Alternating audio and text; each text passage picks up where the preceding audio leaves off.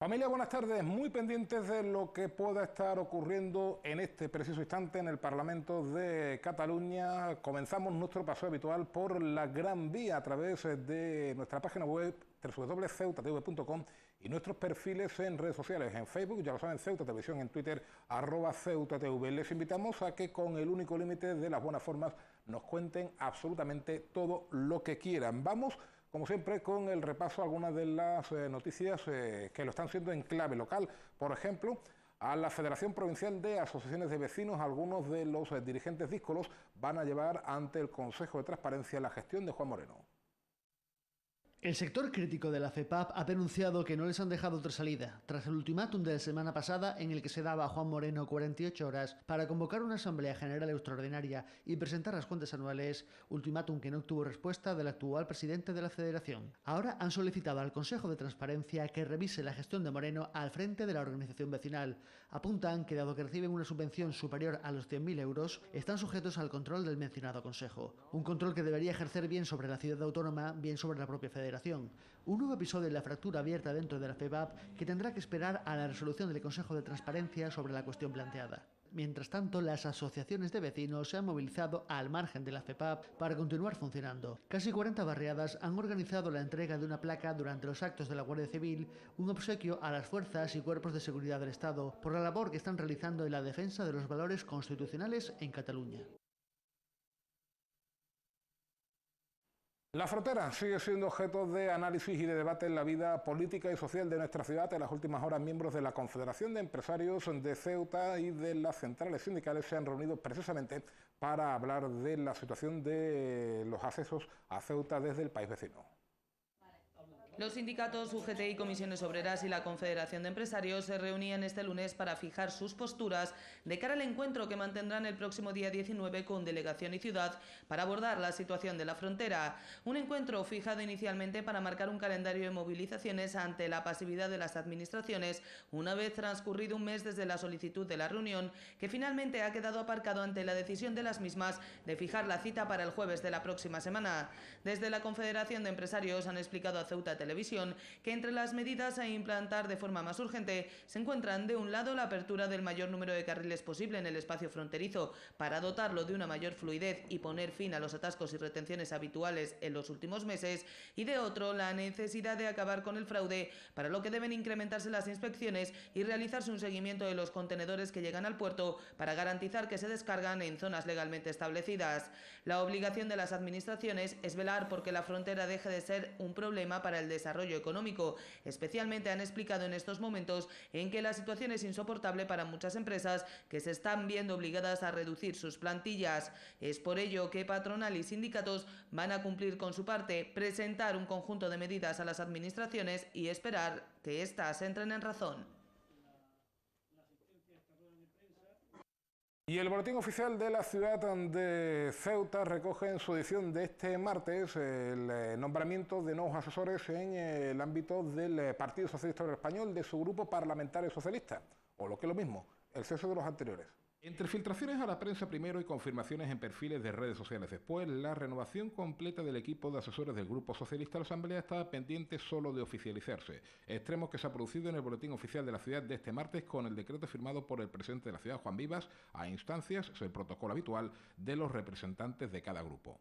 El Boletín Oficial de la ciudad confirma la salida de Sergio Chávez y Alicia Urbano del equipo de colaboradores en nómina de Hernández. Él es un hombre de dilatada trayectoria en el PSOE local, de cuya organización juvenil llegó a ser secretario general y que ha figurado en varias candidaturas a la Asamblea de Ceuta. Ella, tras su trabajo en distintos medios de comunicación locales, venía siendo responsable del área de comunicación del PSOE desde la época de José Antonio Carracao. Sus sustitutos son personas muy cercanas al secretario general. Cristina Pérez Valero pasará a ser asesora de la portavocía del grupo. Hija de militantes socialistas y abogada, ha desarrollado buena parte de su trabajo en el sindicato UGT.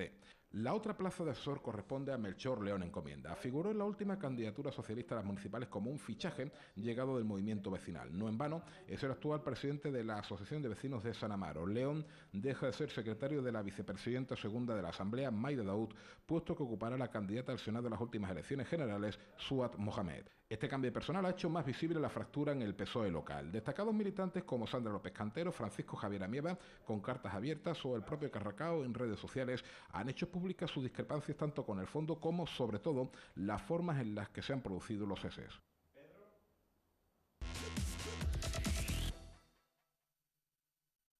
Y vamos, como siempre, hasta ahora a repasar lo más destacado de la actualidad local, nacional e internacional con las ediciones digitales de media tarde. Diario El País: el separatismo llama a tomar la calle para imponer su república. Para ser titular, el mismo asunto en El Mundo: los jefes de los Mossos están involucrados en el proceso informe de la Guardia Civil sobre el referéndum ilegal, edición impresa. Diario El Faro de Ceuta: el coronel critica en el discurso del Pilar las argucias de la Generalitat por quebrantar el orden constitucional, denuncia la violencia de los asaltos y a quienes los alientan.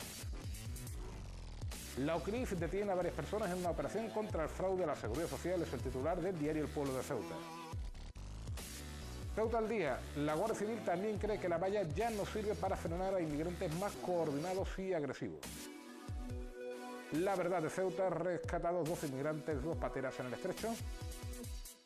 Este que ven es el parte meteorológico, como se decía antiguamente, para las próximas horas. Temperaturas: la mínima de 19, la máxima de 24, vientos de levante y cielos completamente despejados. En cuanto al número de la Cruz Roja, el 132-132 es el agraciado en el sorteo de este 10 de octubre. Teléfonos de interés: el 112, el de emergencias, el 900-018-018, el de lucha contra el acoso escolar, y el 016 de lucha contra el maltrato. Bien, pues llegados a este punto nos vamos a tomar un pequeñísimo respiro y enseguida estamos aquí de nuevo para hablar del dinero y de cuándo desaparecerá, al menos tal y como lo conocemos. No se muevan.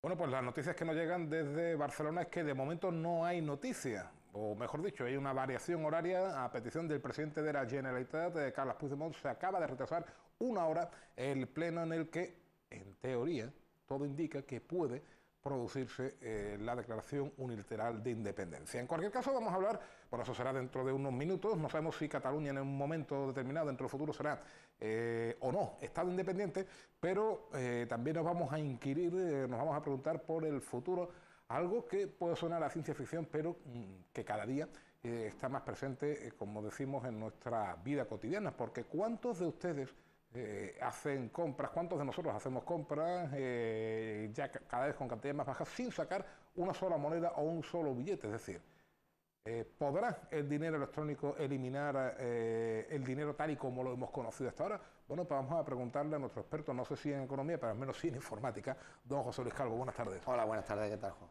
Quizá nosotros no lo veremos, pero en las generaciones venideras posiblemente algún día haya que explicarle qué era aquello de la moneda y el billete, ¿no? Bueno, yo creo que más pronto que tarde, realmente será como algo de museo las monedas y los billetes que tenemos actualmente.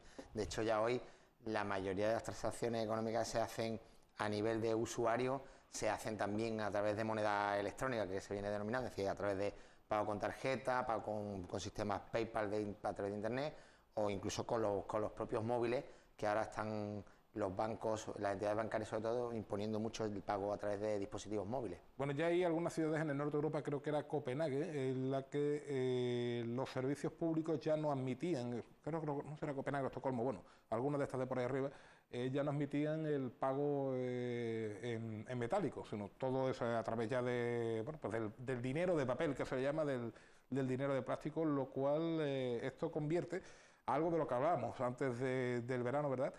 Casi la próxima moneda más importante del mundo, el Bitcoin.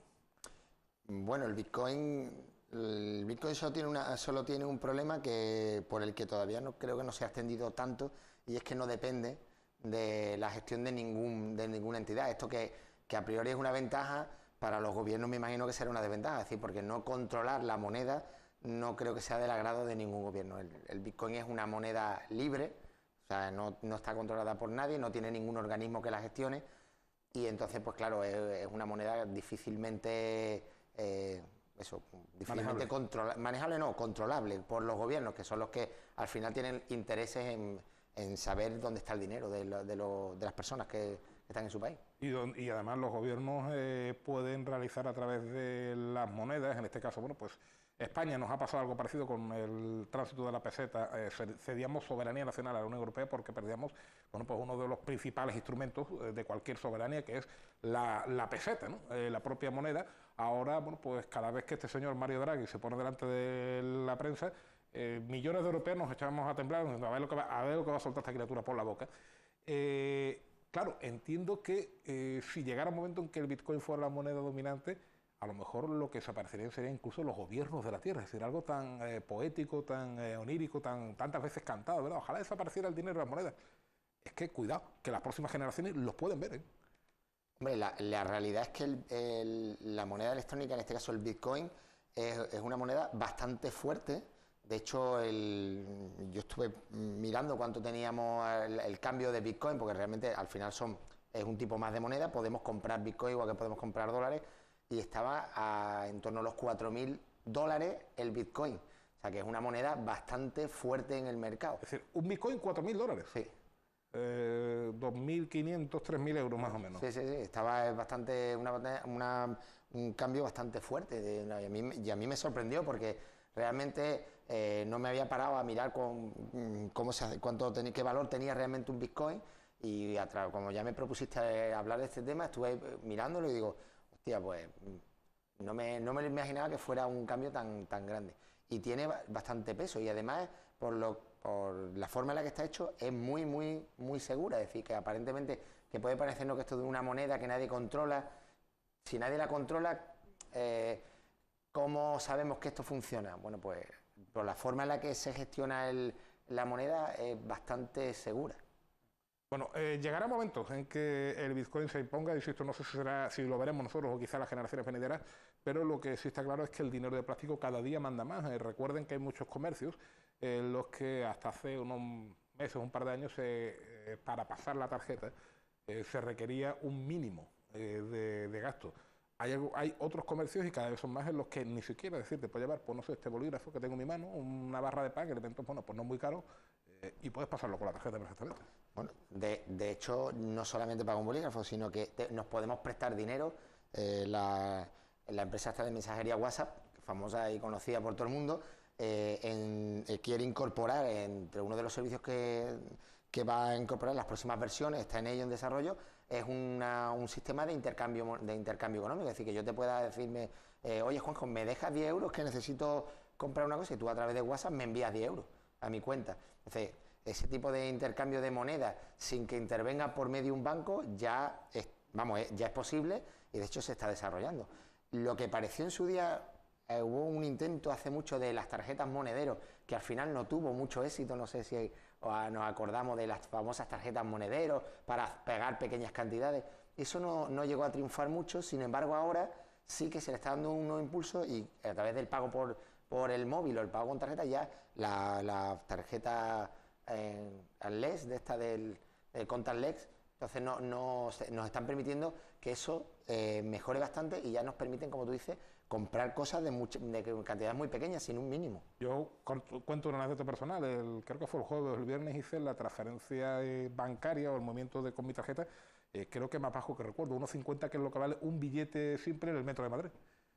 Porque no aceptaban, había 3 cajeros, 2 estaban estropeados y el único que funcionaba no aceptaba dinero metálico, es decir, la tarjeta sin coste alguno, pero bueno, 1,50 que son cosas que cada día están, y fíjense, bueno, pues cuántas millones de personas en los metros de las grandes ciudades, Madrid, Barcelona, etcétera, podrán sacar a lo largo del día, bueno, pues la tarjeta, bueno, las distintas tarjetas, los distintos servicios de viaje. Bueno, de hecho, poniendo un ejemplo, hace poco en una reserva de una empresa de reserva de hoteles, hasta que pagas un poco más tarde, bueno, pues hice la reserva y me hicieron un cargo de 0,50 y después me lo devolvieron, que era para comprobar que la tarjeta, digamos, funcionaba.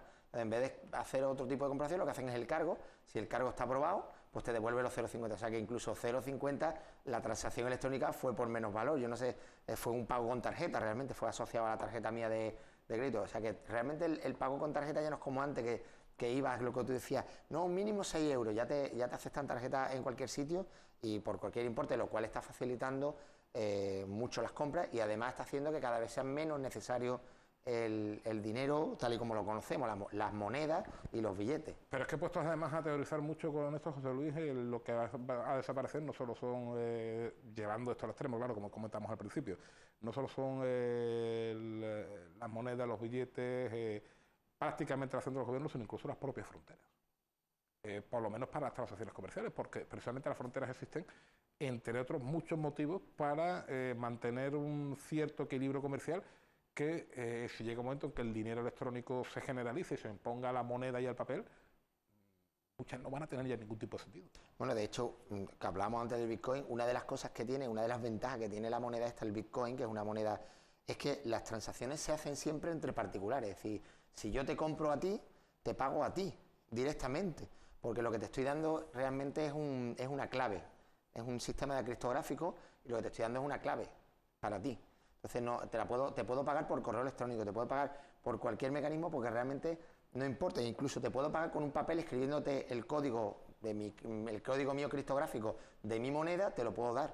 Entonces no necesito ningún mecanismo especial. Por tanto, la seguridad no va tanto en la transacción como pasa ahora mismo, que lo que estamos pasando, las transacciones electrónicas, es en la seguridad cuando pago me mandan un código al móvil, que yo confirmo con ese código la transacción, sino que aquí realmente la seguridad del Bitcoin está en la propia moneda, que está criptografiada, son monedas criptográficas.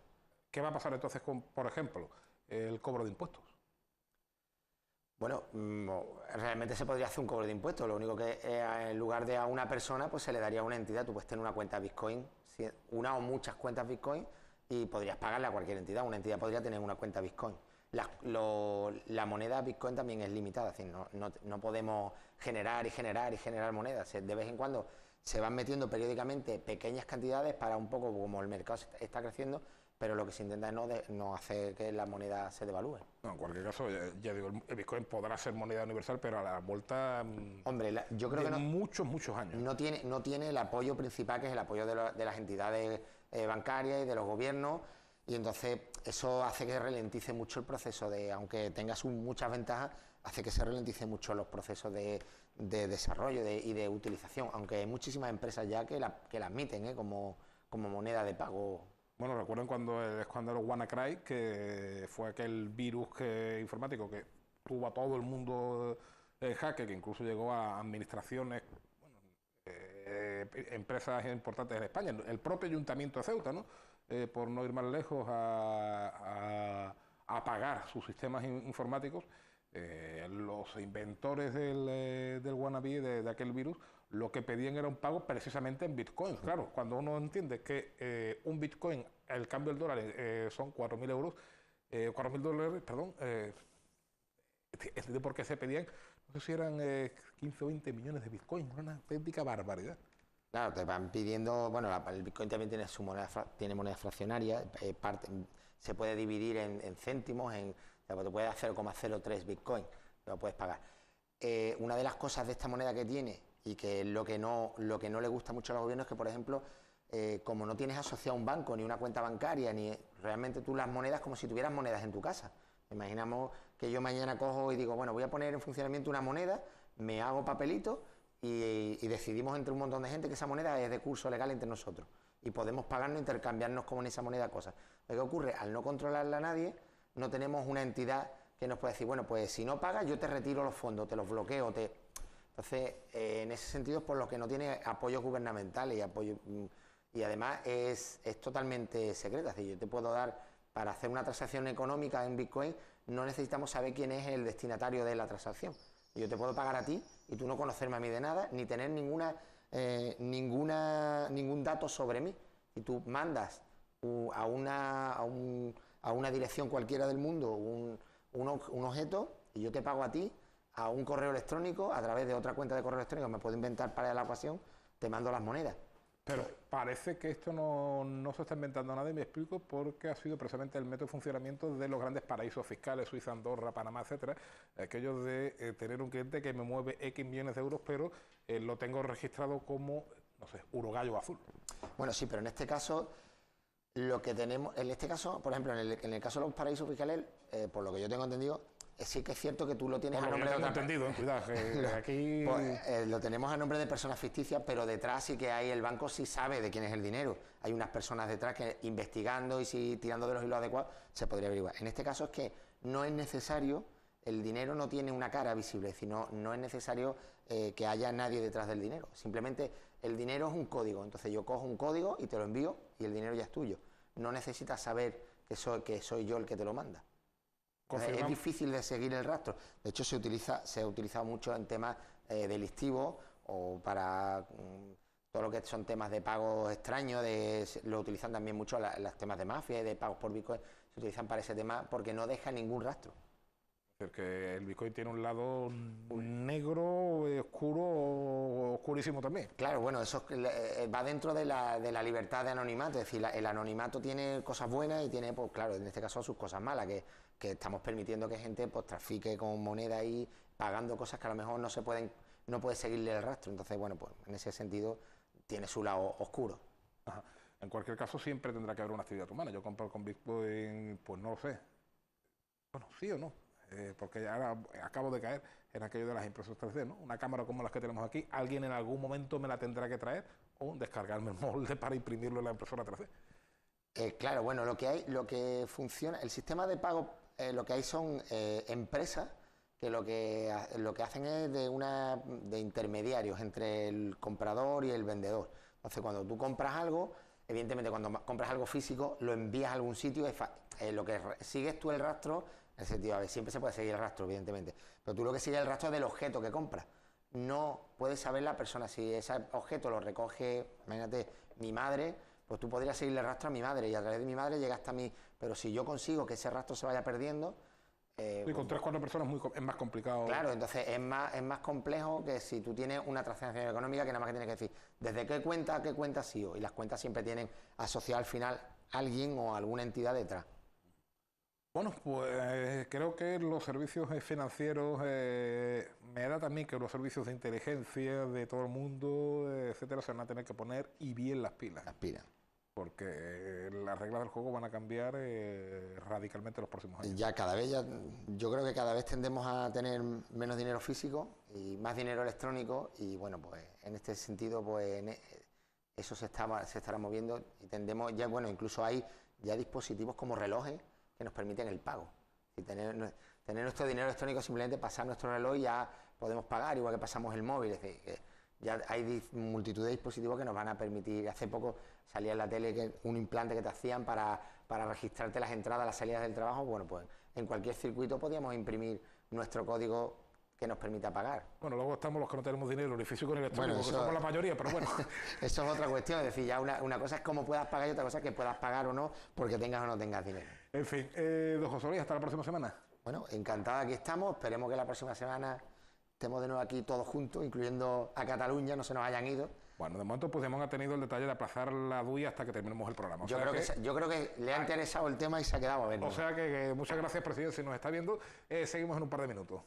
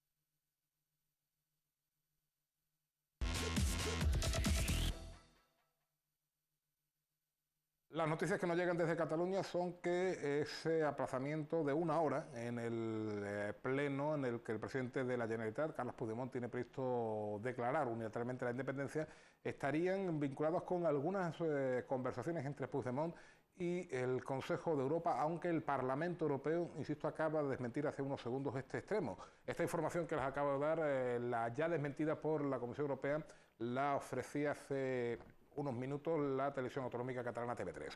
Nosotros vamos con el síndrome del emperador, nada que ver con el presidente de la Generalitat de Cataluña, porque esto afecta a niños generalmente, pero luego creo que es algo que nos va a acompañar toda la vida. Vamos a hablarlo con nuestra psicóloga de cabecera, doña Julia Alejandra Ferreras. Buenas tardes. Buenas tardes. ¿Qué es el síndrome del emperador? Empecemos por... El síndrome del emperador se llama también el síndrome del niño tirano, el síndrome del niño rey, tiene varias denominaciones y la misma palabra, el segundo, el niño tirano, la misma palabra lo dice, son niños que han cogido el poder en su casa hasta el punto de tener completamente dominados a sus padres y en casos ya más extremos al maltrato psicológico e incluso físico. Entiendo que hay una delgada línea muy difícil o muy fácil de traspasar entre el cariño y la sobreprotección, y en esa delgada línea puede nacer el emperador. Realmente sí, pero hay una correlación, hay estudios hechos y hay una correlación entre el estilo, ya hemos hablado en este programa de los estilos educativos, y hay una correlación entre el síndrome del emperador y el estilo permisivo. Es decir, aquel en el que no había normas, pero tampoco había cariño, los padres pasaban directamente la relación fría de los hijos. Entiendo que... Inexistente, más que fría, inexistente.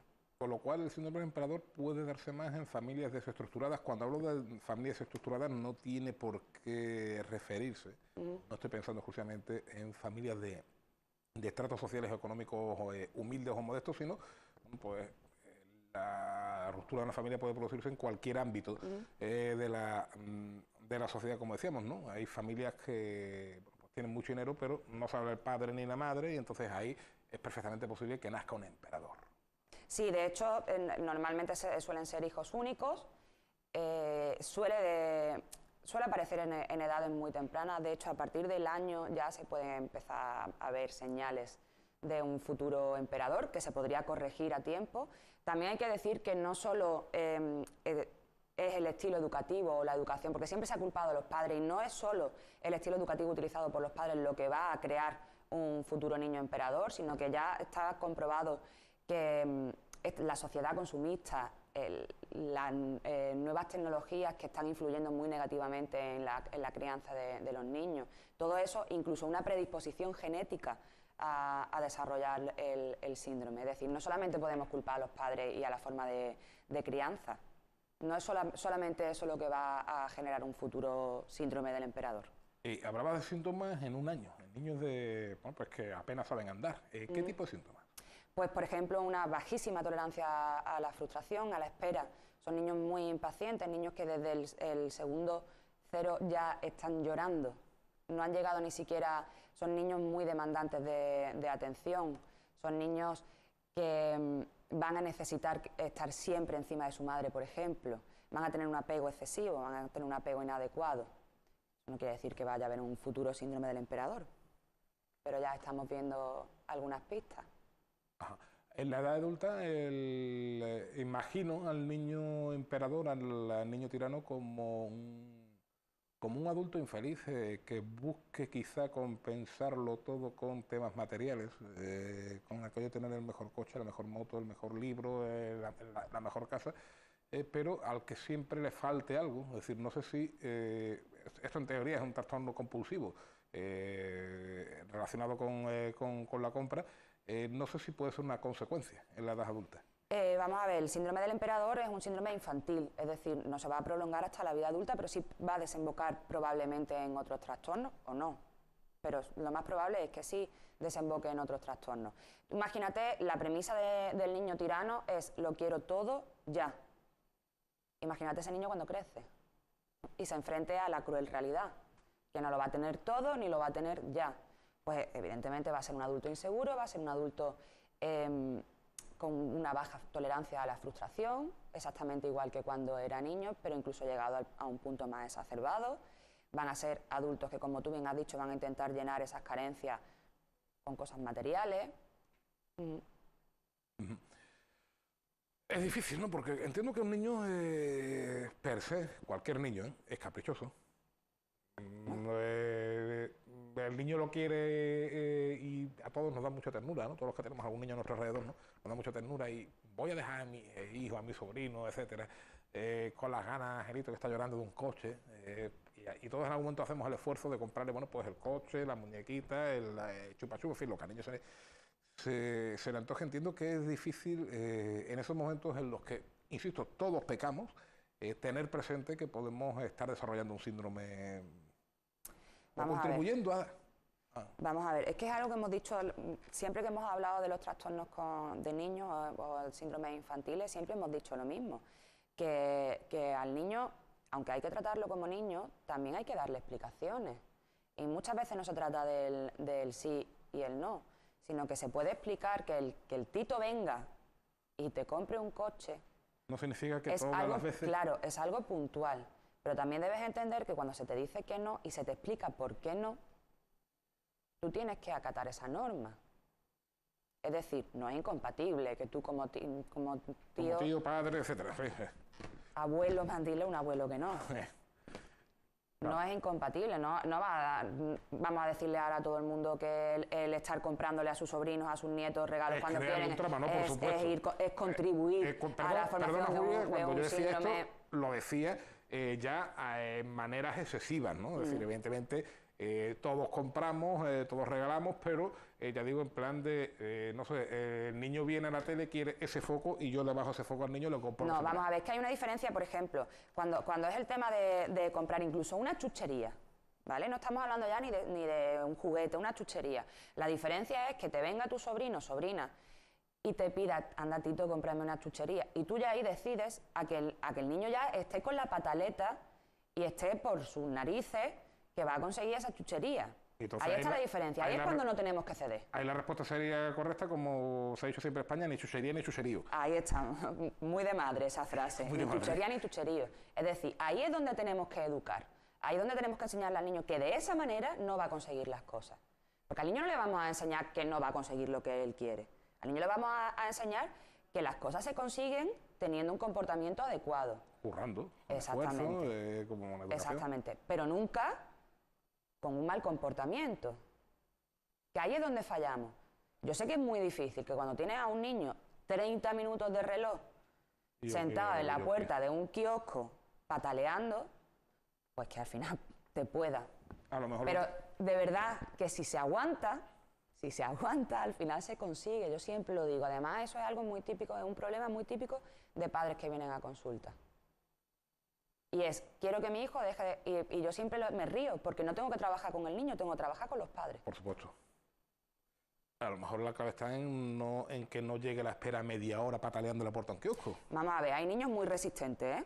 Y no tiene por qué haber ocurrido, ni tiene por qué estar muy instaurada esa conducta para que se produzca durante 30 minutos. Puede ser la primera vez que el niño tiene una pataleta, pero como sea de estos resistentes, te dura 30 minutos y una hora si hace falta.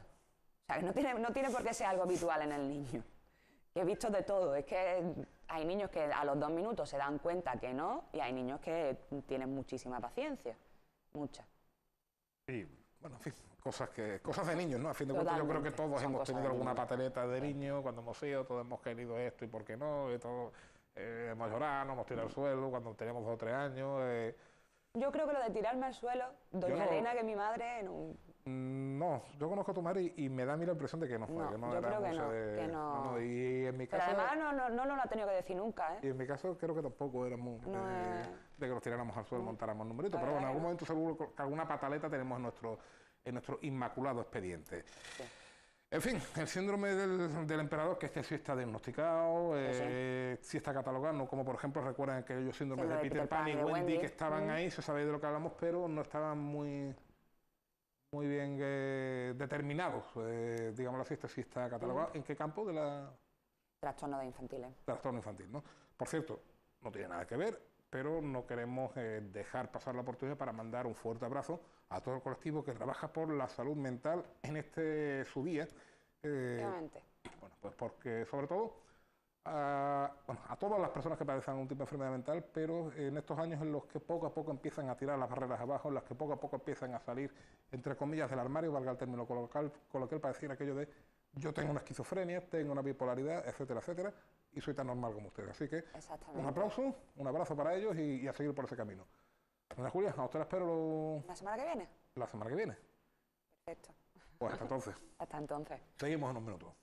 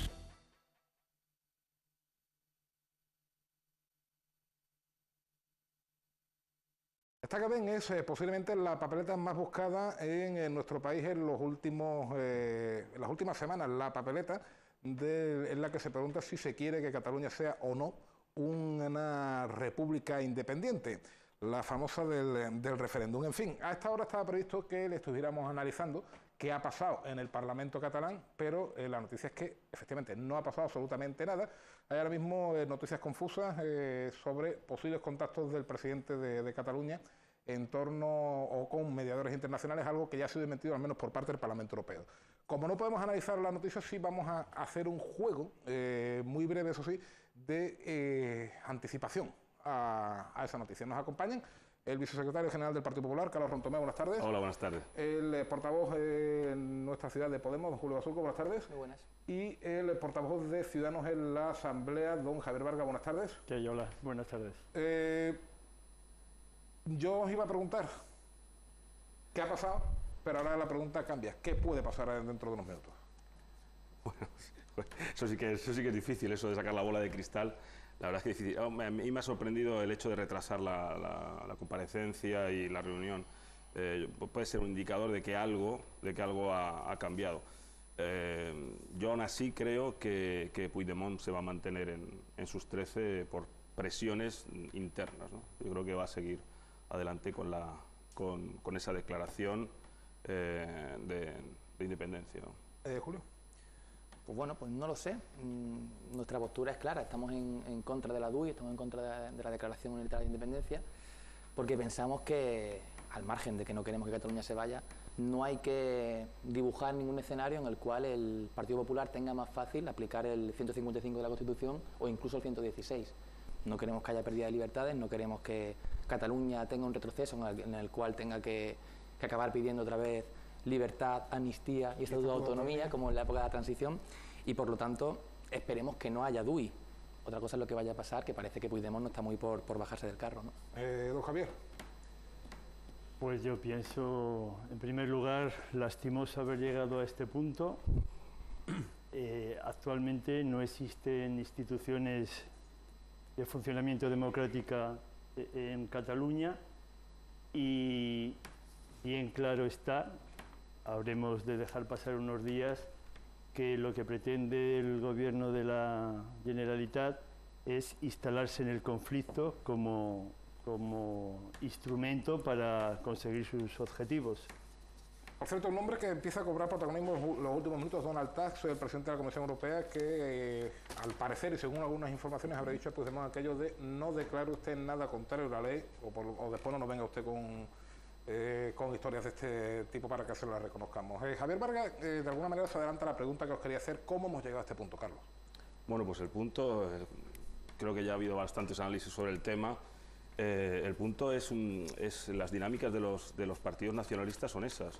Y hemos llegado a este punto porque durante 40 años, de alguna forma, bueno, el propio diseño constitucional se hizo para acomodar a estas nacionalidades históricas y bueno, su propia dinámica nacionalista lo que hace es que constantemente tengan que seguir reclamando más.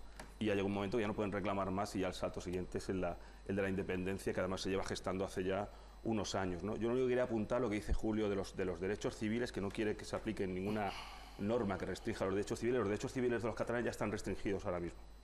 En el momento que se incumple la Constitución, se está restringiendo los derechos civiles y los derechos de los catalanes. O sea que no acudamos a ese subterfugio de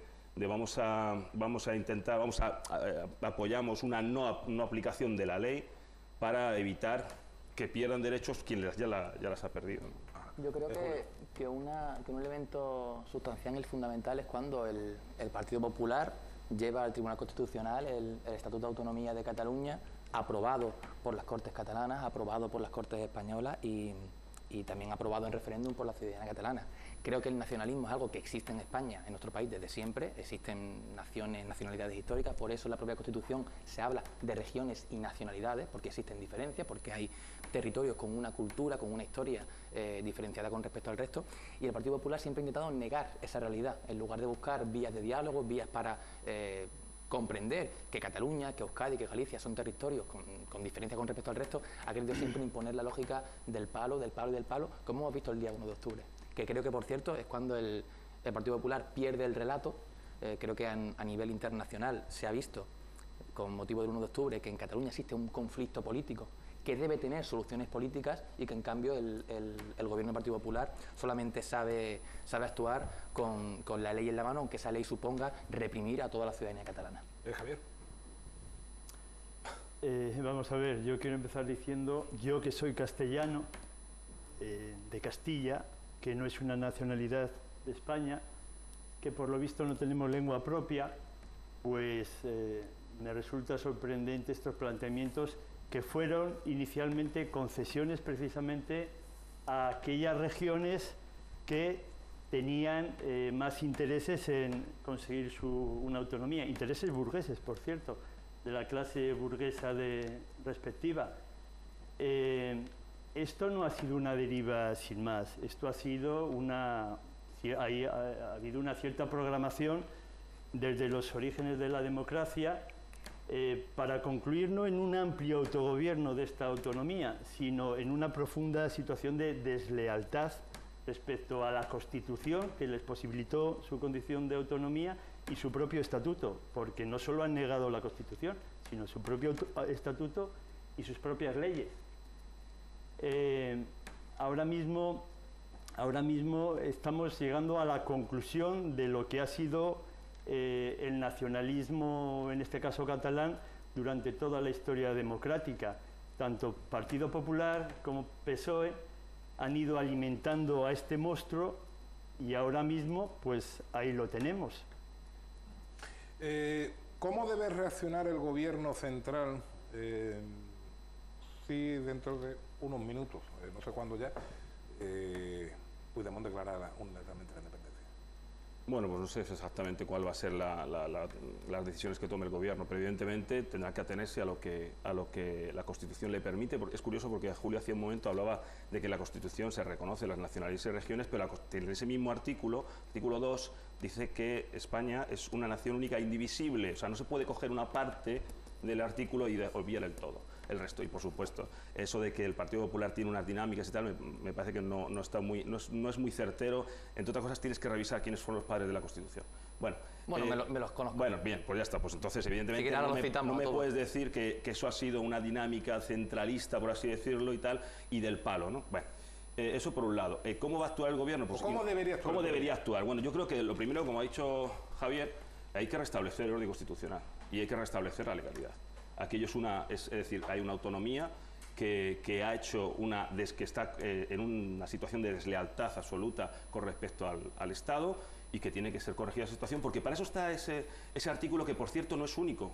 El artículo que aparece en nuestra Constitución que permite eso aparece en otras constituciones federales. O sea, es decir, ese recurso existe en otros ordenamientos, hay que tenerlo en cuenta, ¿no?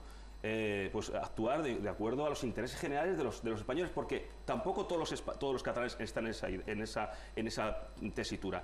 Lo que se ha obviado en todo esto es que el problema no es un problema entre España y Cataluña. Por favor, no derivemos el discurso y hagamos nuestro las palabras de los nacionalistas. El problema es interno, entre los propios catalanes. Hay una fractura social dentro de Cataluña, real. Bueno, veíamos imágenes del Parlamento, los compañeros de la prensa gráfica todavía no han empezado... Final countdown. Respondiendo rápidamente a ambos, ¿no? Con respecto a Carlos, habla del artículo 2 o incluso del artículo 8. Todos sabemos cuando se estudia la Constitución y demás que son artículos que salen de los cuarteles, es decir, en el momento de redacción de la Constitución. ¿Y los otros dónde salen? Déjame que termine. Hay una correlación de fuerza determinada en la transición y tú lo sabes. Quiero decir, salimos de una dictadura y hay una correlación de fuerza en la cual los militares y el ruido de sable tienen una influencia bastante importante. Por eso, hoy día creo que es un texto que está caducado y que hay que actualizar a la realidad. Creo que nadie puede discutir que hoy día el consenso territorial, la Constitución territorial del Estado está rota, queramos o no. A mí no me gusta que esté rota, pero está rota y por tanto hay que explorar vías políticas que luego tengan traducción jurídica, como dice Pérez Royo, que sé que a ti no te gusta. Con respecto al señor Vargas, decía intereses burgueses. Creo que es irrelevante que sean intereses burgueses, intereses proletarios o intereses medio pensionistas. Quiero decir, la realidad es que hay una mayoría de catalanes, que es cierto que no todos están por la independencia, nadie ha dicho eso, pero que quieren votar, que desean votar. Y yo creo que solamente un mandatario irresponsable no exploraría vías que conllevaran algún tipo de votación, que conllevasen a su vez algún tipo de referéndum pactado para los catalanes cuando la gran mayoría de los catalanes quieren votar. Y yo creo que aquí debemos centrarnos en el contexto. Como dice Iñaki Gabilondo, los separatistas, los nacionalistas, los independentistas, como queramos llamarlo, hacen su trabajo. Esto ya lo hablábamos el otro día en la Nosotros radio. deberíamos hacer el nuestro. Hacen su trabajo, claro. Y uno, que no se hace. Claro, deberíamos hacer el nuestro. ¿Y cuál es el nuestro? Creo que nuestro objetivo es que Cataluña no se separe de España. La pregunta es, ¿la vía usada por el Partido Popular, a la que le empuja además de manera mucho más radical Ciudadanos, queriendo que se aplique el 155 o incluso el 116, sirve para que Cataluña no se vaya o la aleja aún más? Yo creo que la aleja aún más, es mi humilde opinión. Por lo tanto, insisto, como dice Pérez Royo, habrá que buscar una solución política, porque hoy día, dentro de la Constitución española, no hay una solución jurídica para este problema. El fin nunca justifica los medios.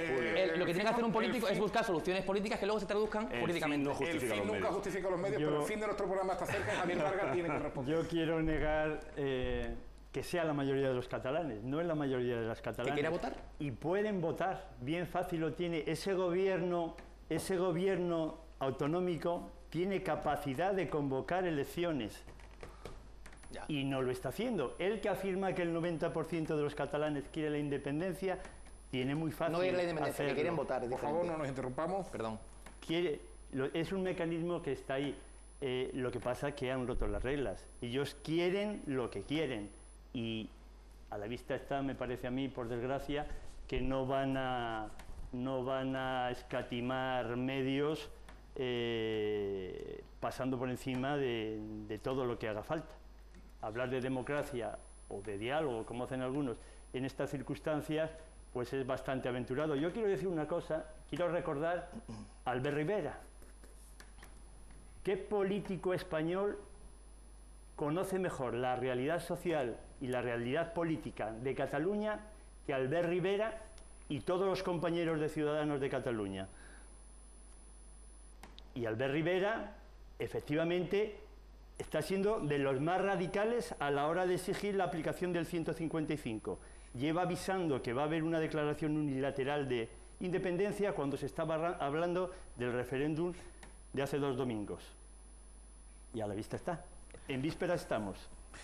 Bueno, pues posiblemente en los próximos días tengamos que volver a convocar un Sanedrín como este o parecido para analizar ya no el futuro sino el pasado. Es decir, que veamos imágenes ahora del Parlamento de Cataluña. Parece que poco a poco empiezan. Vemos cómo llega la presidenta del Parlamento, Carme Forcadell, a su escaño, y ahí vemos que algunos miembros de comisiones obreras, de Convergencia y Unión, perdón, comisiones obreras, Dios mío, el señor Rull, uno de los miembros históricos de este partido, llegando, supongo, a la tribuna de invitados, porque un parlamento que acaban de abrir, porque estaba cerrado hasta hoy mismo. En fin, vamos a seguir pendientes de todo y creo que estábamos viendo también la llegada, ahí se veían ya los flashes de algunos políticos importantes. Me ha parecido ver por ahí a Inés Arrimadas, a la portavoz de Ciudadanos. Se lo vamos a contar todo a través de nuestra página web, a través del espacio informativo que dentro de 55 minutos, con o sin DUI, les va a presentar Laura Ortiz para contarles la crónica informativa de este día sequiano histórico en nuestro país. A nuestros 3 invitados, muchas gracias también a todos ustedes. Les esperamos mañana y sean felices.